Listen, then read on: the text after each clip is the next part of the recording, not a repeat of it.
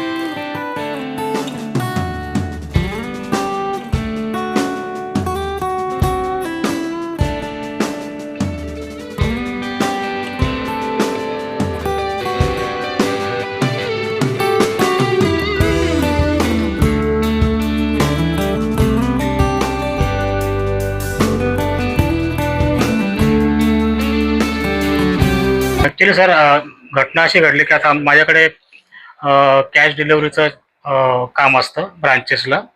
तर मग काय ते नेहमीप्रमाणे आता आमची कॅश वगैरे आम्ही ब्रांचेसला डिस्ट्रीब्यूट करून आलो आणि संध्याकाळी म्हणजे आमची गाडी आली। मग ही कॅश आतमध्ये पोहोचवली आणि जे आमचे गार्ड आहेत अशोक वाघ, तर त्यांच्याकडे गन होती। तर ते नेमकं त्यांनी ते राऊंड काढला त्याच्यामधलं। हां, तर ॲक्च्युली त्याच्यामध्ये अजून एक राऊंड होता, ते आमचे जे नवीन एक गार्ड आजच रिपोर्ट झालेत, तर त्यांनी सेकंड राऊंड पण त्याच्यामध्ये टाकून ठेवलं, पण त्याच्या ते लक्षात नाही आलं। मग ते जसं काढायला गेलं तर ते एकदम म्हणजे मिस फायर होऊन गेलं ते। आणि त्याच्यामुळे काय झालं की मग ते ती जी गनची पोझिशन ती डाऊनवर्ड होती, ते म्हणजे आपल्या फरशीवरती ती गोळी आपटली आणि त्याच्या ते तुकडा होता ना तो फरशीचा, तर ते जे संबंधित इसम होते त्यांना ते आमच्या DDC बँकेचेच कर्मचारी आहेत, तर ते म्हणजे नेहमी येत असतात। तर ते जाताना त्यांना ते पायाला थोडंसं ते जे त्याचे फरशीचा तुकडा असतो ना, तो थोडं लागला बघ त्यांना, म्हणजे स्क्रॅच लागला बघ, घासला गेला तो थोडंसं फक्त। मग ते नंतर मग आम्ही इमिजिएटली त्यांना दवाखान्यात वगैरे नेलं। तर मग आता डॉक्टरांशी पण बोलणं झालं, तर डॉक्टर म्हटले की म्हणजे तसं काही नाही, फक्त मायनर इंजुरी आहे, तर ड्रेसिंग वगैरे त्यांनी करून दिली, तर आता सध्या ते व्यवस्थित आहे, काही प्रॉब्लेम नाही आहे तसा।